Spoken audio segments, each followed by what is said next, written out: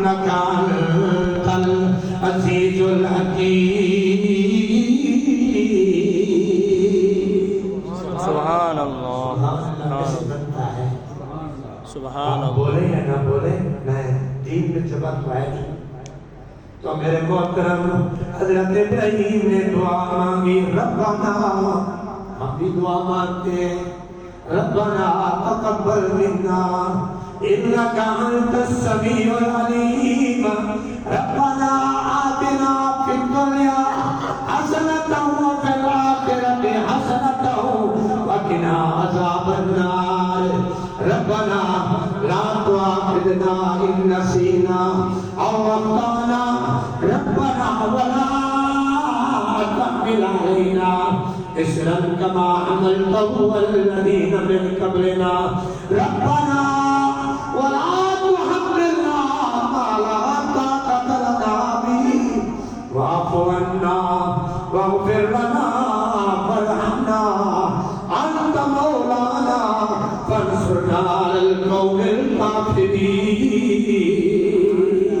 سبحان اللہ. سبحان. قرآن کیسا اللہ کا کلام ہے. میں نے گزشتہ جمعہ کو یہ عرض کیا تھا میرے محترم عالم ایسے نہیں بن جاتا جیسے ایک کمانڈر کے اوپر اتنی طاقت اور اتنی قوت لگتی ہے ایک عالم دین کے اوپر بھی اتنی محنت لگتی ہے.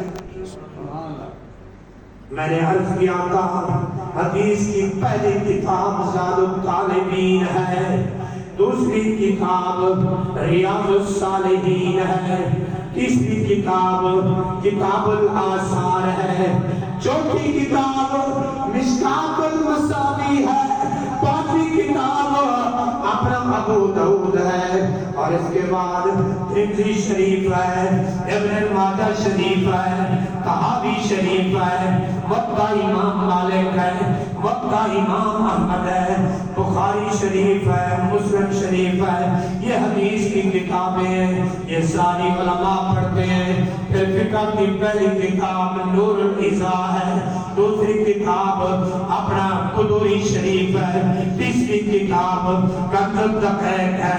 چوتھی کتاب شرح وقایہ ہے. پانچویں کتاب ہدایہ اول ہے. چھٹی کتاب ہدایہ ثانی ہے. ساتویں کتاب ہدایہ ثالث ہے. آٹھویں کتاب ہدایہ رابع ہے. اور منطق کی طرف آؤ. پہلی کتاب تفسیر المنطق ہے. دوسری کتاب عیسیٰ موجی ہے. تیسری کتاب مرکات ہے. چوتھی کتاب قطبی ہے. اور اسی طرح پانچویں کتاب شرح تعظیم ہے. چھٹی کتاب میبزی ہے. یہ ساری کتابیں میں نے پڑھی ہیں. آپ نے تو دیکھی تک بھی نہیں ہوگی. میرے محترم قرآن کی تفسیریں دیکھو. ایک قرآن پاک کی تفسیریں نہیں اور بہت ساری تفسیریں ہیں. پہلا ترجمہ کسی نے کیا سب سے پہلے شاہ ولی اللہ محدث دہلوی انڈیا کے اندر آنے والے بزرگ نے قرآن پاک کا ترجمہ عربی سے فارسی میں کیا.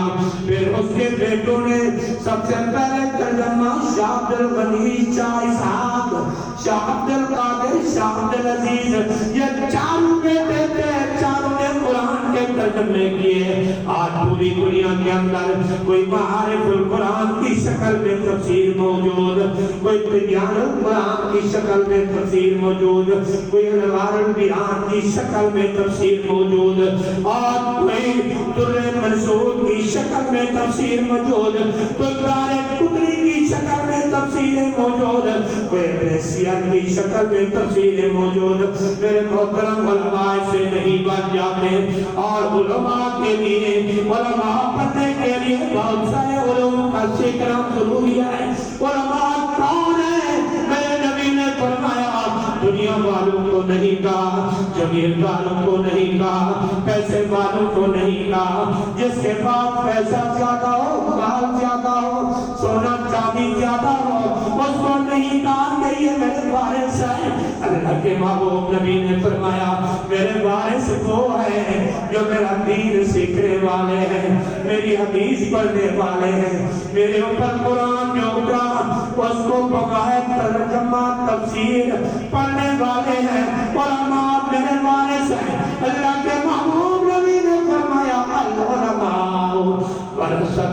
الانبیاء.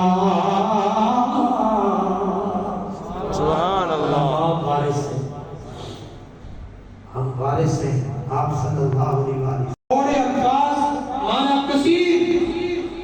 میرے نبی نے فرمایا یہ محبت، علماء کے ساتھ محبت، صلحاء کے ساتھ محبت، فقہاء کے ساتھ محبت، محدثین کے ساتھ محبت، مفسرین کے ساتھ محبت، یہ محبت مجھے اور آپ کو سیدھا جنت میں لے جائے. نیک لوگوں کے ساتھ محبت، اولیاء اللہ کے ساتھ محبت. اولیاء اللہ جتنے بھی گزرے ہیں سارے عالم تھے، سارے عالم تھے. ایسے ہی بزرگ بن جاتے، ہستیاں بن جاتی، اللہ کی طرف سے القاء ہوتا ہے اور اللہ کی طرف سے اللہ علم عطا فرماتا ہے. اللہ نے قرآن میں فرمایا الا ان اولیاء اللہ لا خوف علیہم ولا هم يحزنون. سبحان اللہ. اولیاء کی مزارات میں جاتے ہیں، میں تو جاتا ہوں، آپ بھی جاتے ہوں. سبحان اللہ. داتا صاحب بہت بڑے بڑے بزرگوں کی مزارات میں نے دیکھی. خدا کی قسم ہمارے ملتان شریف میں شاہ بکر عالم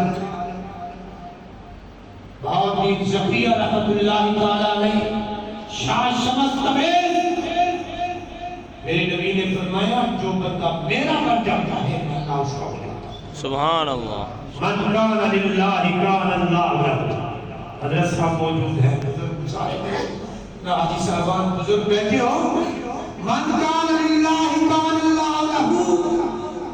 اللہ کے رسول نے فرمایا جو بندہ، اللہ کے رسول فرما رہے ہیں جو بندہ اللہ کا بن جاتا ہے اللہ اس کا بن جاتا ہے، اللہ اس کا بن جاتا ہے. شاہ شمس تبریز کے بارے میں آتا ہے مچھلی بھوننے کی ضرورت تھی، لوگوں کو کہا کہ یہ مچھلی بھون دو، انہوں نے انکار کیا. انہوں نے سورج کو کہا، انہوں نے سورج کو کہا تو سورج کی تپش، سورج کی گرمی تھوڑی زیادہ نیچے ہے، مچھلی اللہ نے بھون دی. اور اللہ ہمارے جب ہاتھ اٹھاتے ہیں تو اللہ ان کی دعا رد نہیں کرتا، قبول فرماتا ہے.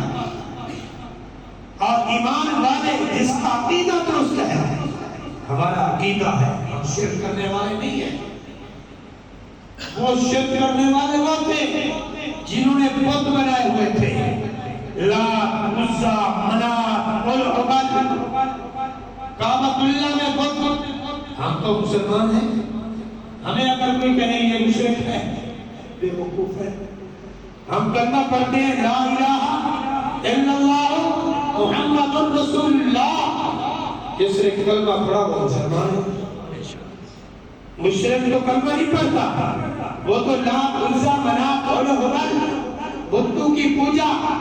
اور حضرت ابراہیم علیہ السلام کے زمانہ میں بت گری تھوڑی تھی.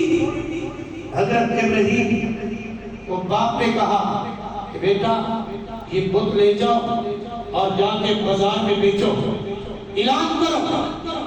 تو ہماری بولی میں ایک اعلان کرنے والا تو کہتا ہے ون ہوگا اپنا وچ بازارا ہوگا دیگا ابراہیم ربانا.